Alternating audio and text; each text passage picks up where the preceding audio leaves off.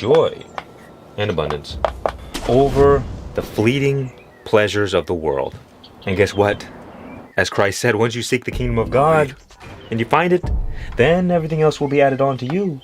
You'll have all the temporary pleasures that are good for you and not self-destructive, but only until you find what really matters. Because the thing is, this life is meant to be experienced and enjoyed. So it's not like you just need to run away from the world. I mean, how messed up is that? God created the universe, created everything, and the only thing you want is to escape. Salvation. Get me out of here, God. I just want to go to heaven. I don't want any of this. But that's kind of like, beside the point.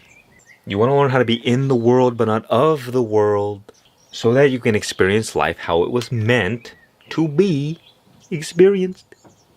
Not as a slave, not as a beggar, but as sovereign. Those who become sovereign will reign on the earth. Because in a world full of beggars, they have no power. They're not doing anything. And even the people in power, they're still beggars. How many people in power do you think really need to be in power? Spend their whole lives trying to get in power, in places of power, so they can control other monkeys.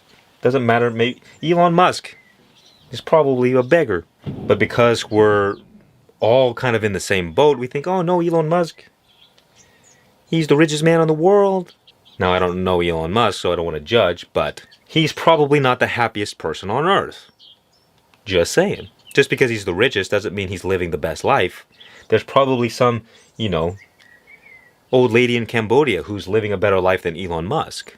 Because everything of this world is dust. And it's dust because it's change. Change is death. It's nothing. The world is empty. Which is why nothing gives you satisfaction. Because if you realize you were just eating dust and not a cookie, it would make much more sense how it's not serving you at all. But everything of this world will fade away and return to nothingness. So too, all of your stuff is nothing. It was always nothing. Doesn't matter how much money you have. Doesn't matter how big of a kingdom you make. It's dust. It's nothing. The bigger your castle, the bigger loser you are. Now, of course, I'm being this way on purpose. To prove a point that it doesn't matter how much stuff you have. It doesn't make your life better. Because what use is more dust? There's no use. There's no use for it. Doesn't mean you can't have the things of the world. It just means that you're not caught in the illusion that they're doing that much for you. Because you can be a beggar in real life. Meaning, you have nothing of this world. You're completely homeless. You have zero possessions but the clothes on your back. And you can be a king or a queen. Oops, drop the bee. Oh, and the duck. And you can be a king or queen in the world on the surface, but truly be a beggar. That is also why God, or Jesus said, the first will be last and the last will be first. Because we have a very warped understanding of reality. We generally think that the more stuff you have, the better you are. Like if you have $1 million, it means you're better. In some form or fashion. But of course, anyone who's wise realizes that's stupid. You begin to feel a little bit of pity for all of these people who think that they have power, who think they're in charge. And that's the kind of funny dynamic that life presents to us. Is that you have these so-called evil people in charge, trying to control people, trying to, use them as batteries in the matrix. And they feel like, yes, I'm important because I'm in control and I have power. But the true nature of their reality is they're just insecure little nothings. Beggars. Very pitiful. But everyone else sees them as kings and queens because they have all the power. On the surface, bigger piles of dust. And sometimes the homeless person you walk by is an enlightened master. True power comes from within, not about what you have or what you do. It's all about how much you're connected to the power within you. And what we're essentially doing is we're unveiling the illusions of this world and beginning to see life a little bit more clearly. And when we see life a little bit more clearly, we begin prioritizing the right things. Because when we're stuck in illusion, in unconsciousness, we prioritize the garbage, the piggy. So it means the bigger your castle, the bigger loser you are. Now, of course, I'm being this way on purpose. To prove a point, that it doesn't matter how much stuff you have, it doesn't make your life better, because what use is more dust? There's no use. There's no use for it. It doesn't mean you can't have the things of the world. It just means that you're not caught in the illusion that they're doing that much for you. Because you can be a beggar in real life, meaning you have nothing of this world. You're completely homeless. You have zero possessions but the clothes on your back. And you can be a king or a queen.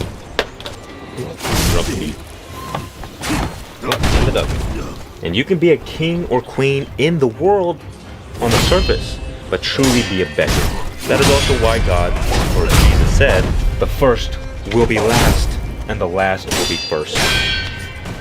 Because we have a very warped understanding of reality. We generally think that the more stuff you have, the better you are. Like if you have $1 million, it means you're better in some form or fashion. But of course, anyone who's wise realizes that's stupid. You begin to feel a little bit of pity for all of these people who think that they have power, who think they're in charge. And that's the kind of funny dynamic that life presents to us. Is that you have these so-called evil people in charge, trying to control people, trying to, use them as batteries in the matrix. And they feel like, yes, I'm important because I'm in control and I have power. But the true nature of their reality is they're just insecure little nothings. Beggars. Very pitiful. But everyone else sees them as kings and queens because they have all the power. On the surface, bigger piles of dust. And sometimes the homeless person you walk by is an enlightened master. True power comes from within, not about what you have or what you do. It's all about how much you're connected to the power within you. And what we're essentially doing is we're unveiling the illusions of this world and beginning to see life a little bit more clearly. And when we see life a little bit more clearly, we begin prioritizing the right things. Because when we're stuck in illusion, in unconsciousness, we prioritize the garbage, the piggy. So it's an awakening from darkness into light, from ignorance into truth. And to make it clear and simple, what is the illusion? What is the ignorance? The ignorance is assuming that if I get money, I'll be happy. If I get a house, I'll be happy. If I get a new car or a new relationship, then I'll be happy. Beggar, beggar, beggar. I need something to make me happy. I need something. I'm ruled by my desires. That's what it is. But the true nature of reality is that everything is dust, because everything is changing, because everything is changing is death. So life is a graveyard. Everyone's already dead. Sorry. Of course, don't want to get too crazy. It's a little dark. But the true nature of things is dust. Which is why they don't satisfy you, because there's no nutrition. It's eating the cookie. So we get stuck in the illusion, we get stuck in the world of 10,000 things, in samsara, the wheel of suffering, until we suffer so much and realize the true nature. Suffering destroys the illusion. Because if you eat a whole bunch of garbage and get sick, you realize, well, that wasn't very nutritious. And you have the desire to fulfill yourself. And I take the tantric approach because sometimes you need to fulfill all of your worldly desires to be free from that illusion. It's too strong. And this comes with great relief as well. Because you're not carrying this tension psychologically of trying to run away from your strong desires. Now, sometimes you have to, like if you're doing crack or heroin, you can't just, do as much as you can. You gotta be careful. All temporary pleasure is the same. Pleasure up front, pain after. But if you can use the addictions and the problems and the struggles as your spiritual teacher, they stop becoming bad and you are on your way to freedom, to love, peace, joy, and abundance. And all you gotta do is take the first step. Just shift your mind a little bit. Point the coordinates a little bit this way, a little bit towards this, and away from this. Everything else will take care of itself. Because once you got the coordinates typed in your maps, you've already made it. It doesn't matter how slow you go, eventually you'll make it to where you're going. But if you don't have this, if you're not pointed in the right direction, if you're not pointed towards growth and evolution, well, then you can drive forever and ever and ever and never make it anywhere. And that's how most people live their lives. They're just caught in the storm of life. and then they die. You must come into your true power, my friend. Don't allow the beggar to run your life anymore. Even if the beggar returns, you have all the power, because you get to decide how you react. When you find yourself scrolling on social media, swipe, or doing whatever addictive behavior, just bring your awareness to the situation. Do it consciously. Make the decision, yes, I'm going to do this, but I'm going to do it consciously. And there's going to be probably some voice in your mind that says, oh, you're just making this as an excuse so you can indulge in whatever you want. You got to work with your own psychology. Work with your mind. Stop listening to the voices that bring you down. Remember your mission. You're on your way to the kingdom. And everything else is irrelevant. Everything else is just a passing experience on the way to where you're going. Yes, there are going to be detours. Yes, you're going to find yourself in downward spiral sometimes. Not where you think you want to be. But every detour, every delay is actually the path forward that God creates for ourselves. Because if we knew what it took to get here, we wouldn't do it. So we have to kind of be in the dark about this. And we have to trust that God is leading us to where we need to go. Back to your king or queen state. And at the end of this, what you will find is that all the desires fall away but the desire for God, because you realize that infinite kingdom is what you want. Not the bugs, not the piggy, not the garbage. You want the nutritious food. You want the fulfillment. You want the best of the best. Transformers? Robots in disguise? I'll show them my swords. Do you think I could destroy a transformer with swords alone? I think it can be done. And look, don't just pretend that the only thing you want is God if you really do have these earthly desires that are pulling you. Because they won't leave you alone. They're going to be bugging you. And you can hold them down. You can hold them away for a while and get out of here. You dodge them. The temptations and the desires. But there's always going to be temptation. So you have to deal with temptation itself. It doesn't matter what specific you're dealing with. You have to learn how to become untemptable by becoming free from its illusion. Because if somebody handed you garbage and said, eat this, you wouldn't do it. Because it's so obvious, you're aware of the true nature of that thing. But if somebody hands you a cookie, you're like, okay, let me eat it.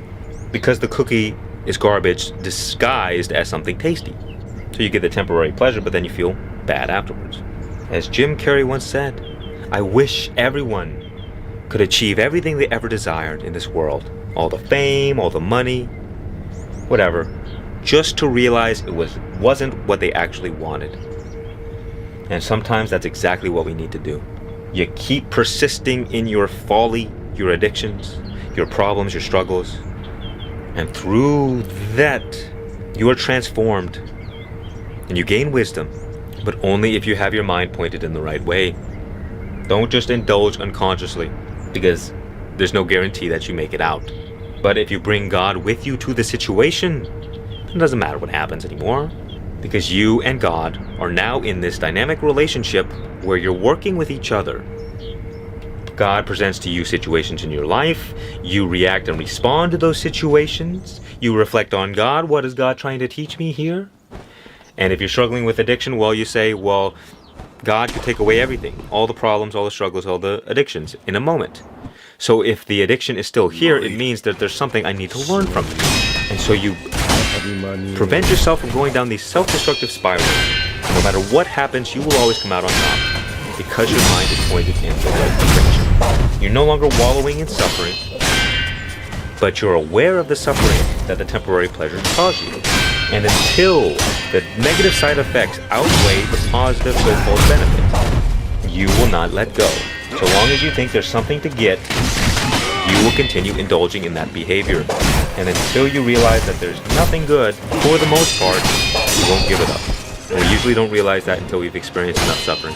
Lots of pleasure up front. The more you engage in it, the less pleasure it is and the more painful it is. Which is why people need to hit rock bottom. Choose the infinite castle, my friend. And even if you don't, set the intention to do the right thing the next time. And if you don't, then do it the next time. And then if you don't, then do it the next time. And you just do it over and over again until you're just so awakened that all of this loses its attraction. Back to the void with the beggar. At the end of it all, the only logical decision is, because if you were presented with a pile of gold or a pile of gold, which one are you going to choose? You just have to have that clarity.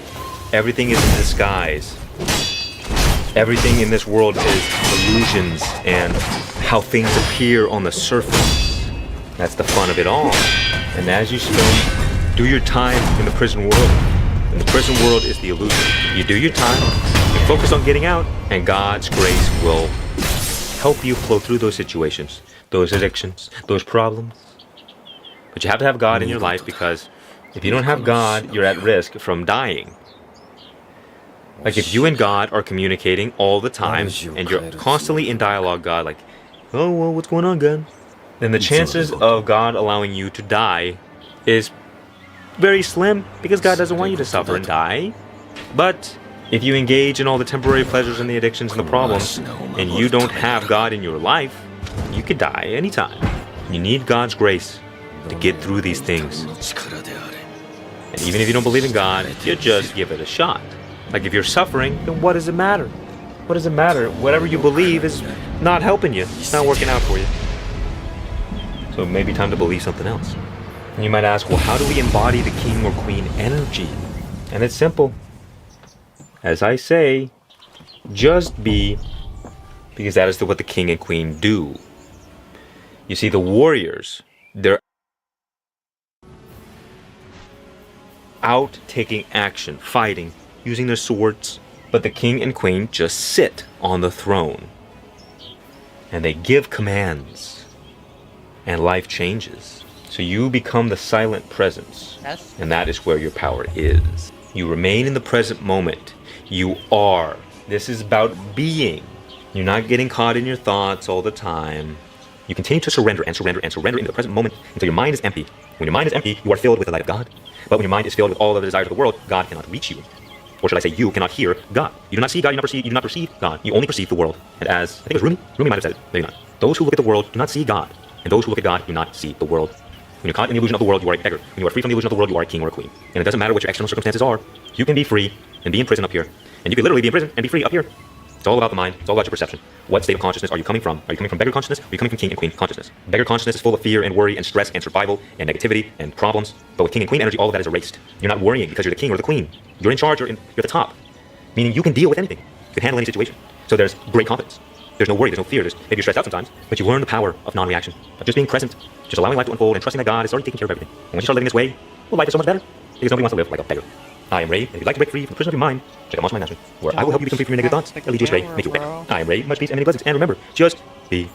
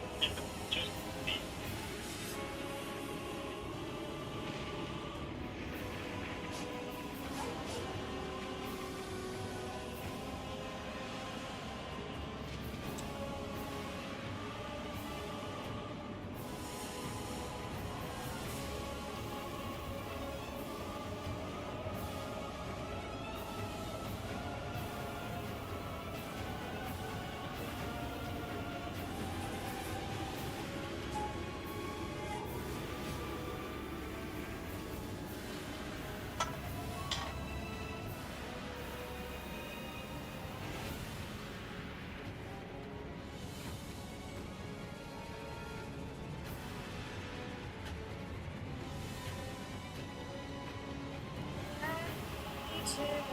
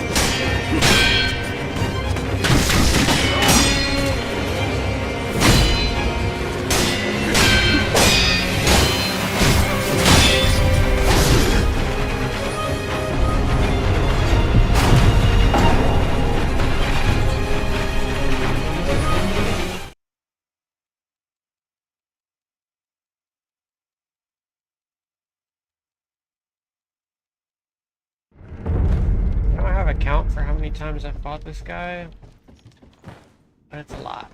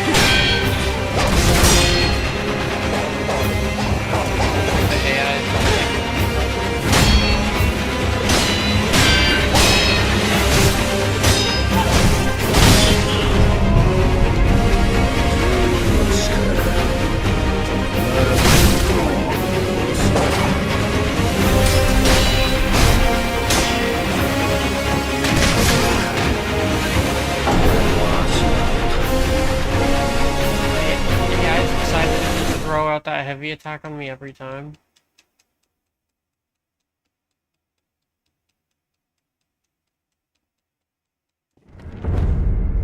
Which is fine, because it's like really easy to dodge, but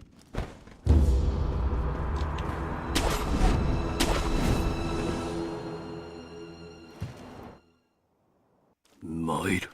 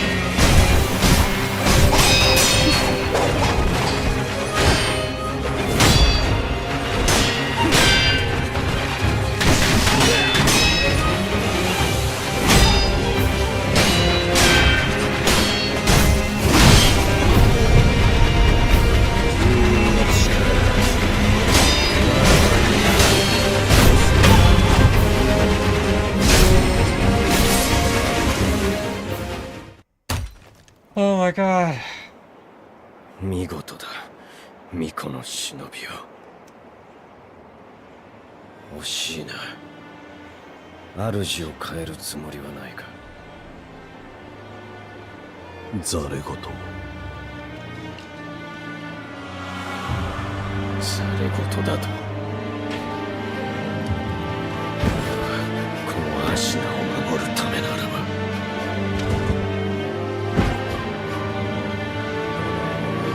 力であれ。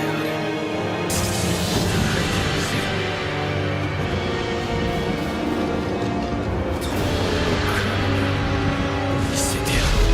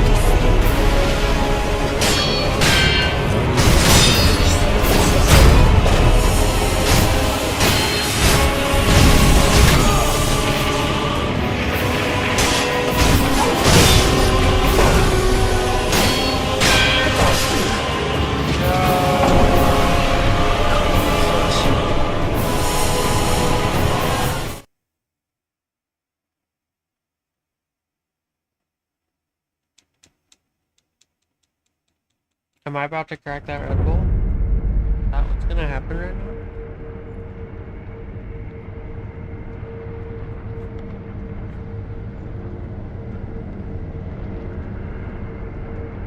Behold the power of Tamo. Red Bull.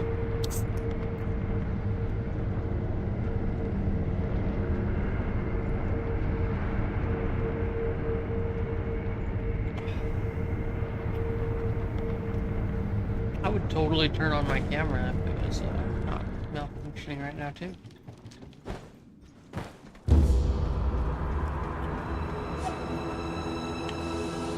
Take a 10-second breath.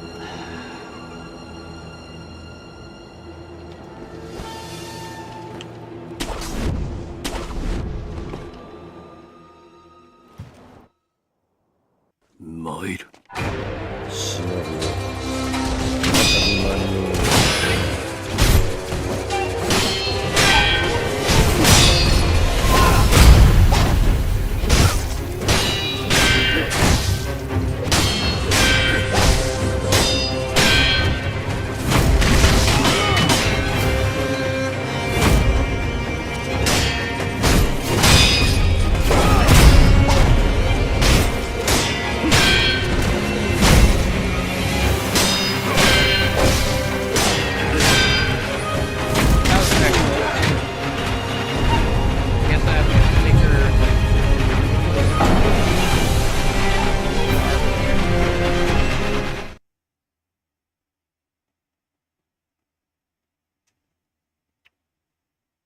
I want to beat it tonight. I want to beat it this time. This is like the time in which I wish to beat it.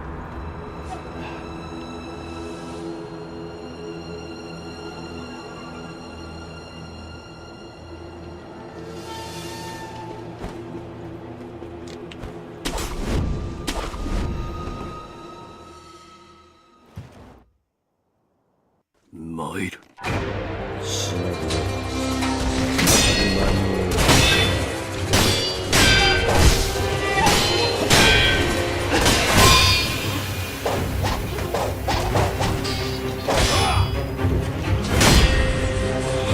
再び間に合う。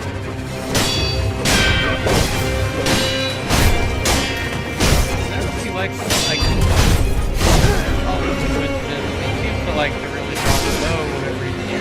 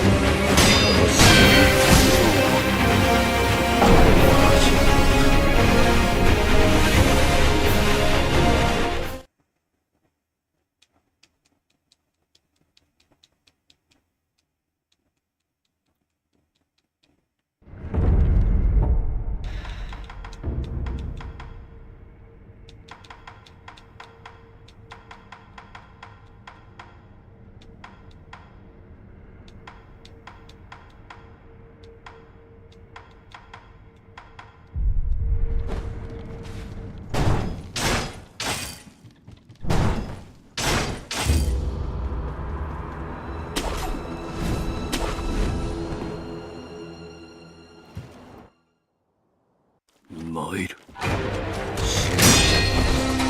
再び間に合う。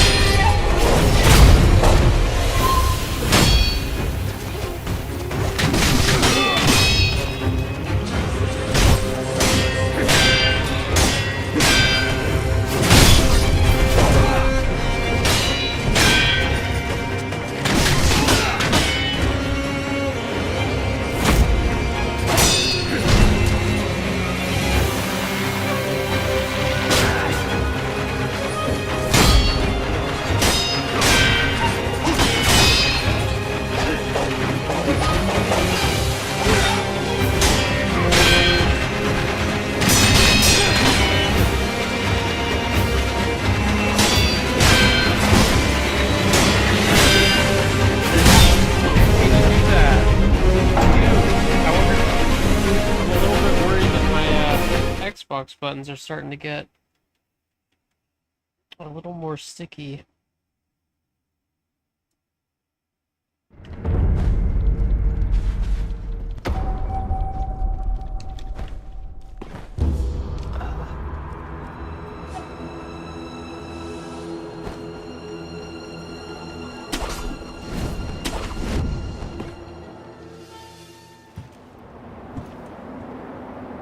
O じいさまのご様子はどうだ。参る。死の後再び何を。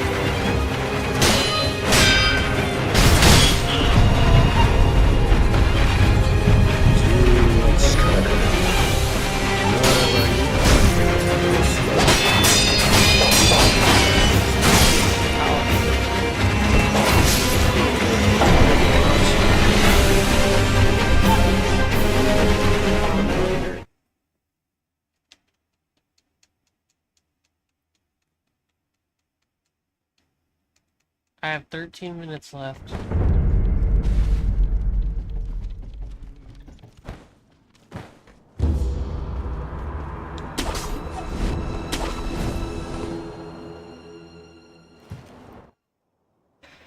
Might.再び何を。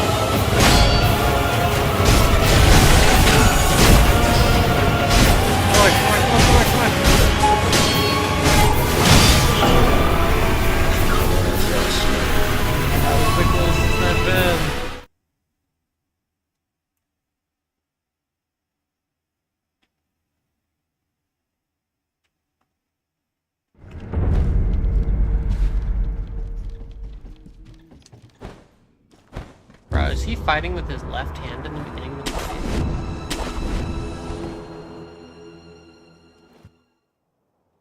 参る。死ぬ。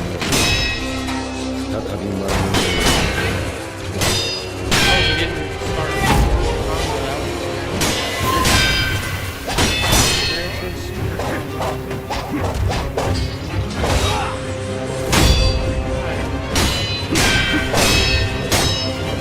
like every time I fight, he uses his big combo.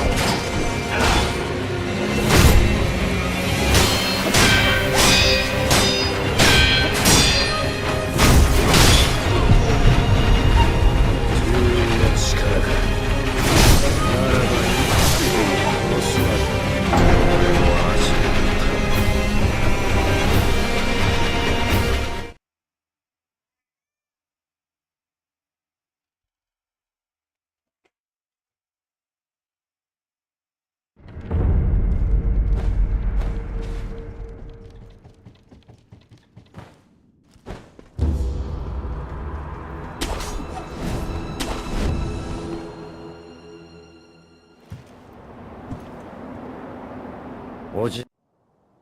参る。死ぬ。再び参る。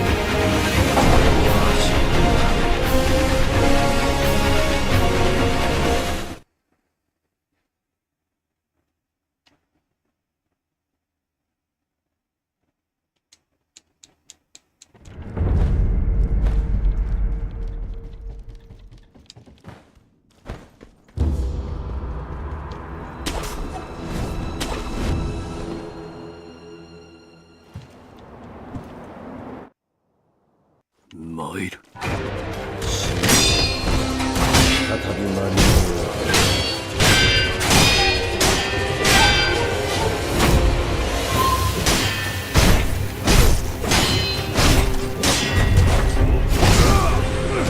参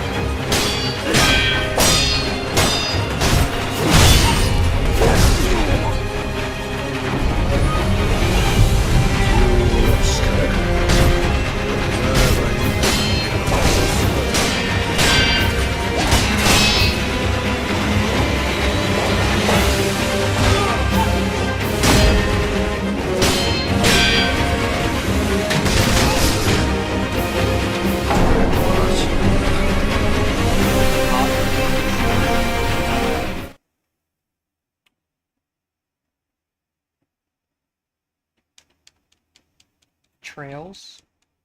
I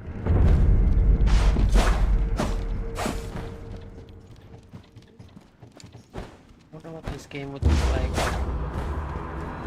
There wasn't a trail after this.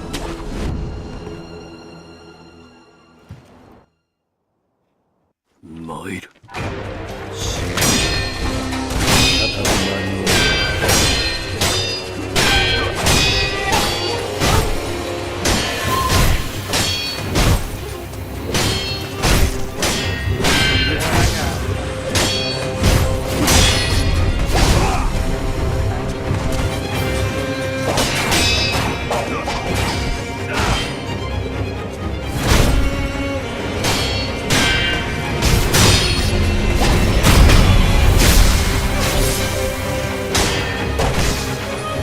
再び何を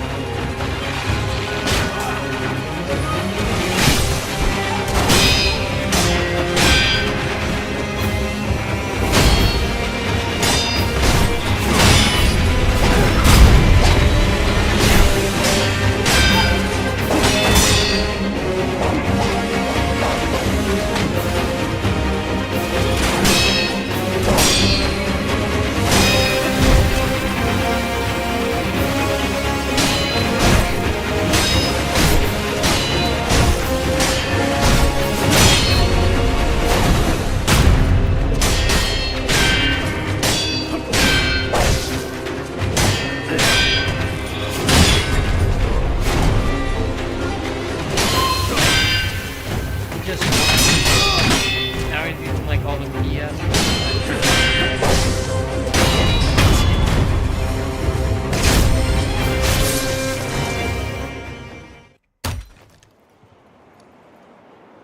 見事だ巫女の忍びを惜しいな主を変えるつもりはないかざれ言ざれ言だとこのアシナを守るためならば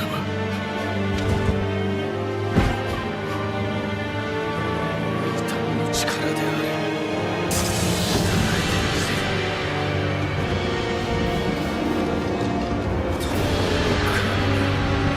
見せてやろう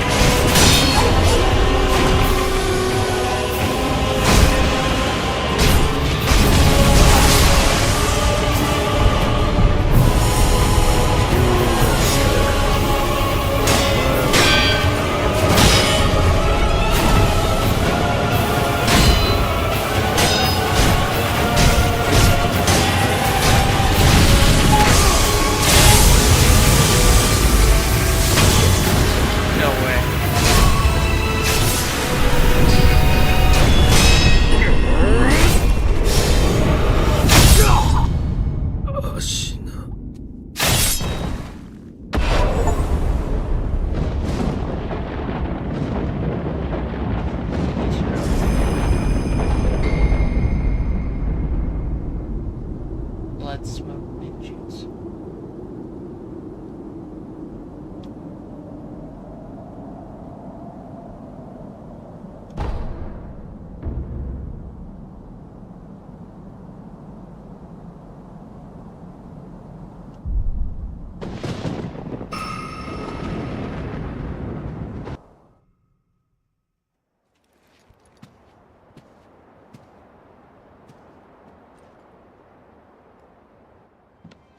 「あなたが勝ったのですね」お主争うつもりはありません。巫女の忍びよ。源一郎殿、もしや落ち水を。No way. アシナはこの国は俺の全てだ。そのためなら俺は人間をやめよう。死人帰りか。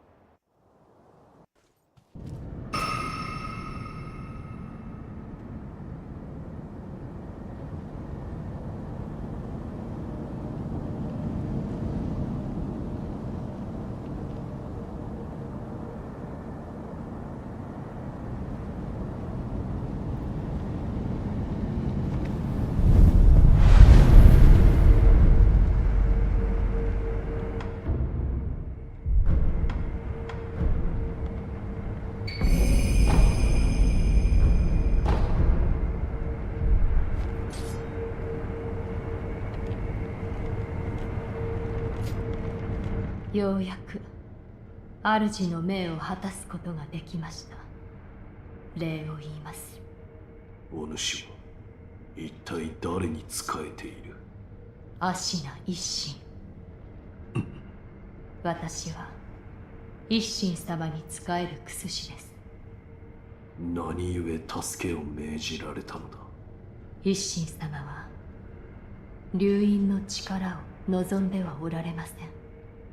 故に九郎様を。アシナより逃がそうとした。はい。井戸底への文、あれもお主か？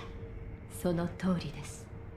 ただ私の任はこれまで。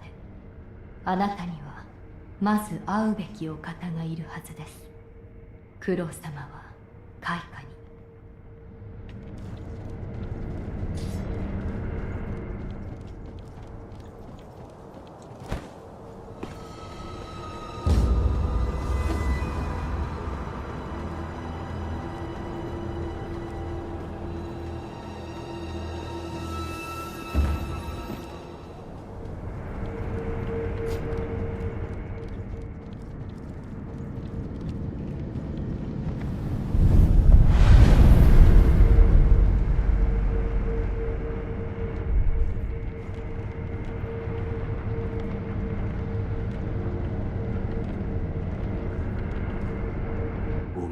参上いたしました。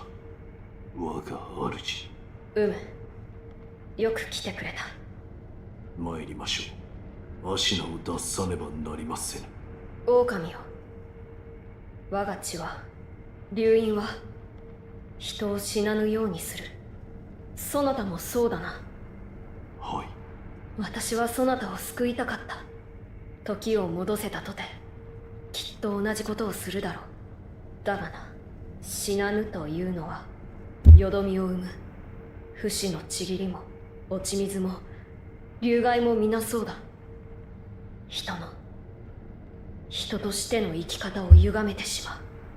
私は流因の不死が生むよどみの連鎖を断ち切りたい。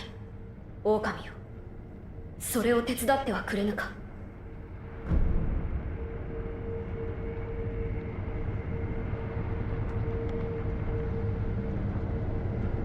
父よ、鉄の掟を破ることなどできる。父よ、鉄の奥できません。巫女様をお守りすること、それが我が父より課せられし掟なれば。そなたは私を救うため幾度死にそして蘇ってくれた。2度か3度か、あるいは数えきれぬほどなのか。巫女様をお守りするためならば幾度でも。そなたを不死の永劫の任に縛りたくはないのだ。狼よ、共に不死立ちをなしてくれ。ギロイ、ありがとう、狼よ。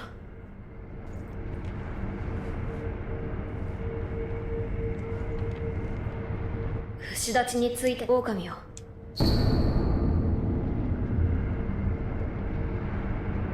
このアシナの城にの宣教の神なる竜の涙。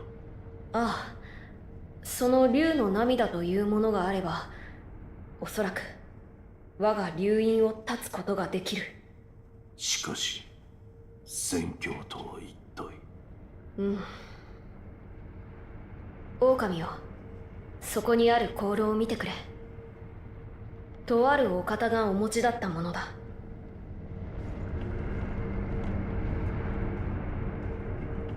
この子、かつて私とは別の竜院の巫女が暮らされていたと聞く。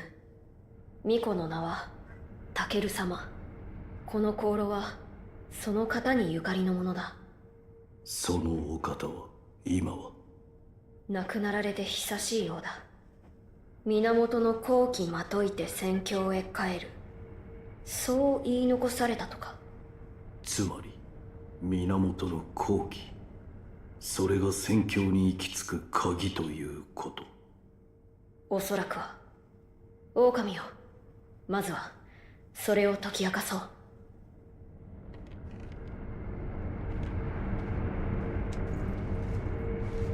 してこの城にはタケル様が残された書物がある。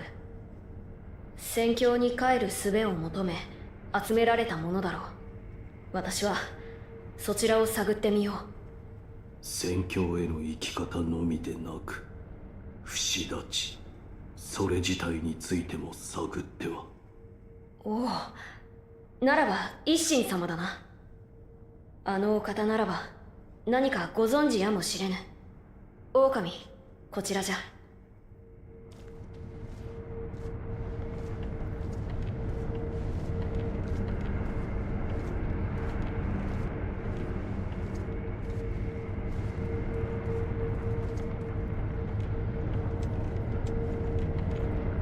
一心様はこの天守の外、離れの櫓で静養されておいでだ。ただその離れは閉ざされている。少しお加減がな。入る術は？屋根上にヨタカの衆が通う道がある。忍びが使う道だが、そなたならばたどれるのではないか。ヨタカの衆は目印にのろしを使うとか？ああ、ヨタカののろしをたどれば一心様の離れまで行けるだろう。こちらの開き窓から屋根上に出られるぞ。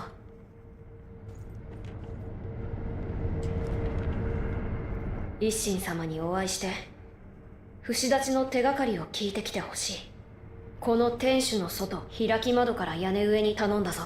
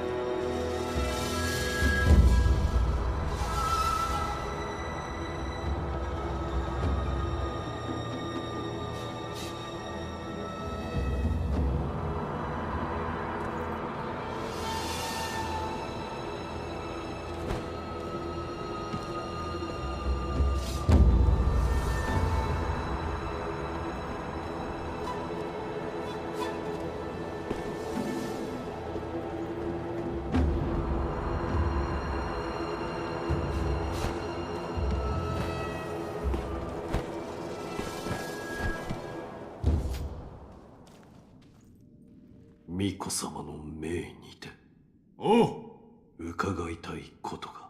その前に先じゃ。は褒美に取っとけ。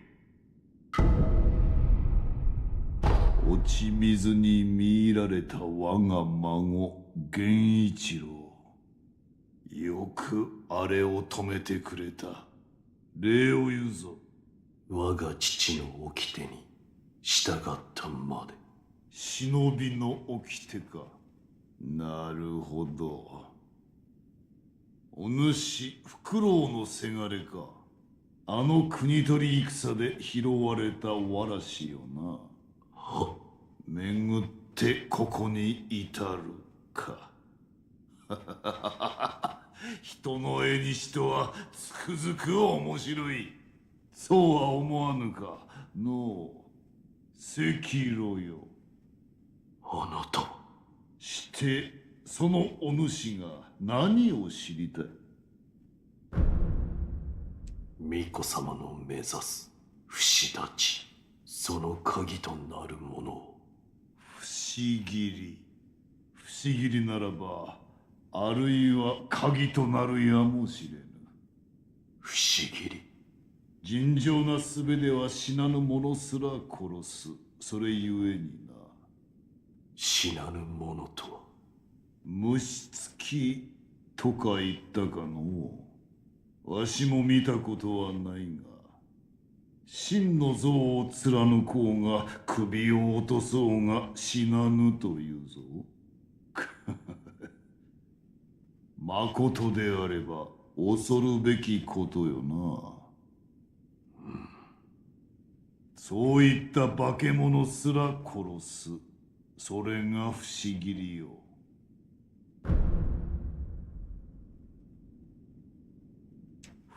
苦労が目指す尋常な。不思議りはいずこに。千宝寺にあると聞く。ただ不思議りは抜けぬというぞ。抜けぬとは。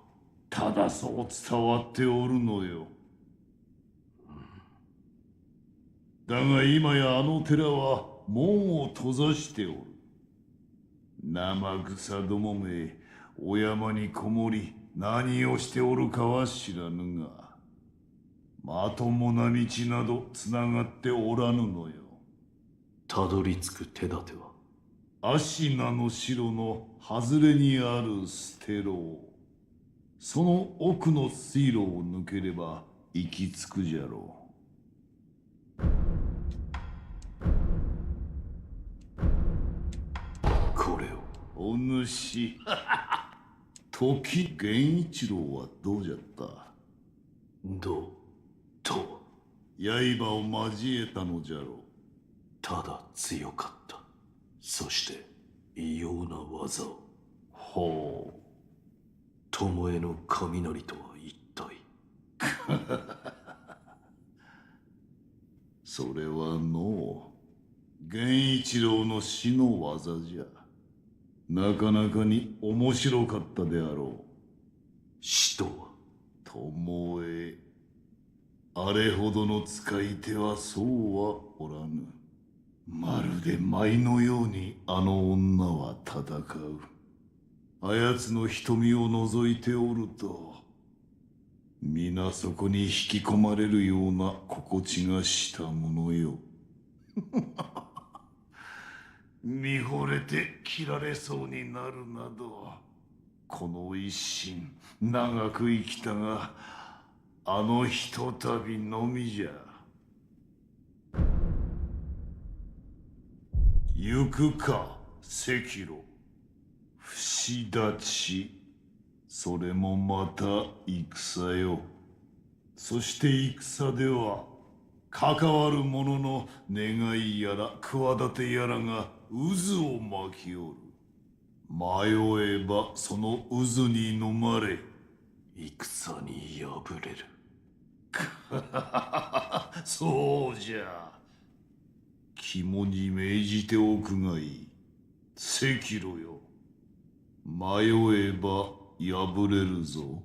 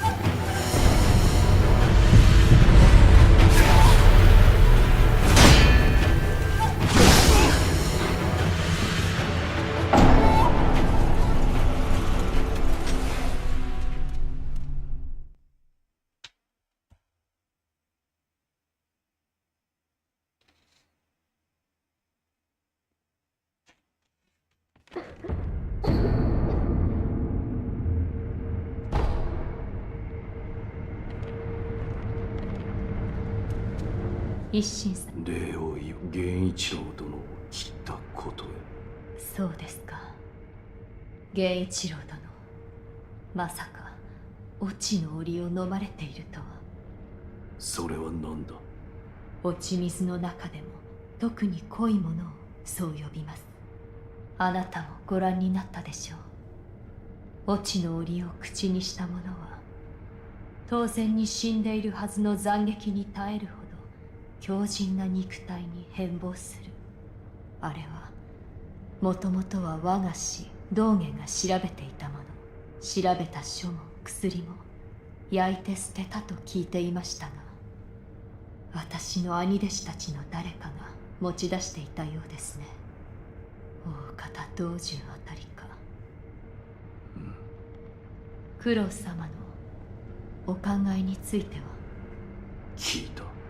して共に不死立ちを果たそうと思う。そうですか。今までの助け、かたじけない。まるで今生の別れのよう。私は主の命も果たしましたので、この城に残ります。いつでもお声掛けください。薬師として助けとなりましょう。狼とほんの眉間のシワが九郎様の不死立ちでは。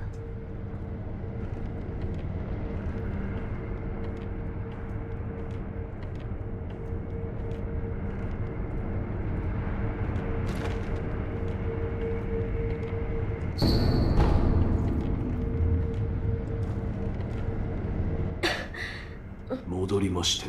おお、戻ったか狼。一心様と。はい、不思議なそう仰せでした。不思議。仙宝寺にある死なぬ者を切る刀とか。なるほど。確かに流因の不死を断つことへも関係しておるやもしれぬな。御意。私の方は源の後期の手がかりとなりそうな書物を漁っておいたぞ。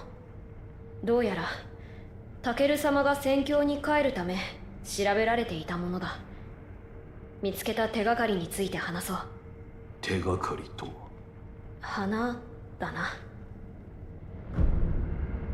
巫女様、こちらを。これはもしや桜しずくか。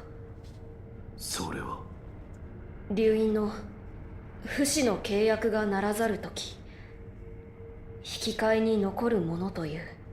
タケル様が残されたものでしょうか。であろうな。狼よ、もし望むのならばこの桜しずくもまたそなたの力としよ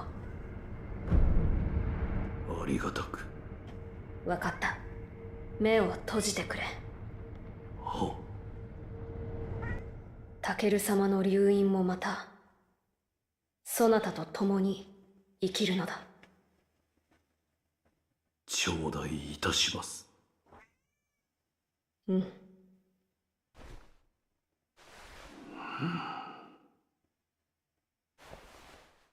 もう目を開けてよいぞ。は。それはタケル様にいただいたもの。大事にしてくれ。御意。花とは。まずはこれを。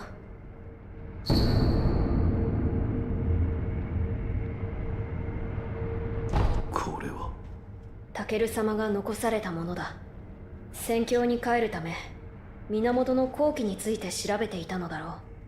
この芦名を貫く源より流れいずる水。その水が濃く溜まった場所で咲く白い花について書かれている。どうやらそれが源の効の一つであるようだ。源の水が濃く溜まった場所。深い渓谷などでしょうか。なるほど。ならば落ち谷かもしれぬ。あの谷には源の水も流れ込んでおるはず。その落ち谷はいずこに。城の裏手の林を抜けた先にあるぞ。林の奥にある白蛇のお社。言葉の通り、そこから落ちたところに落ち谷はある。まともな道はつながっておらぬが、そなたならば行けるであろう。そういえば、そこにある人の形が書いてある扉じゃが、一心様が忍びの抜け道と呼んでらっしゃった。どういったものか司祭はわからぬが、忍びの名がつくものだ。そなたならば使えるのではないか。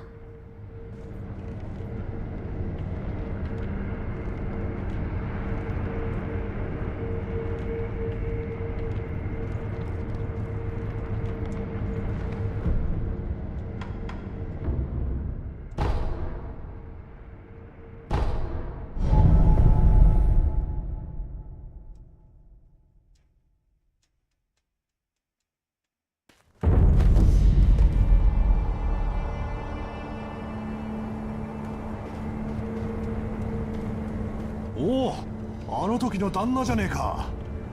アシナの城では世話になったな。俺はここでしばらく旦那になら商いもす。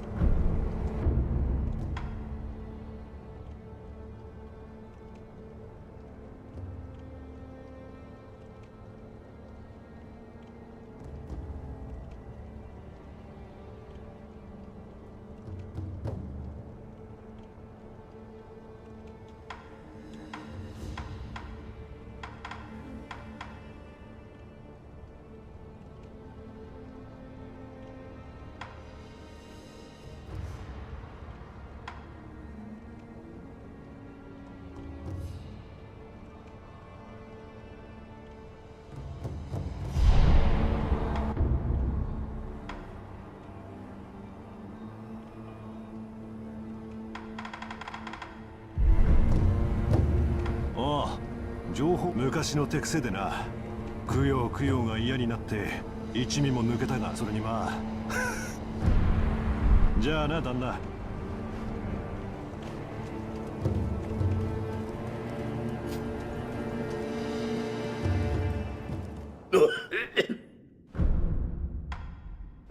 武士、あいにくと理由がいいこと。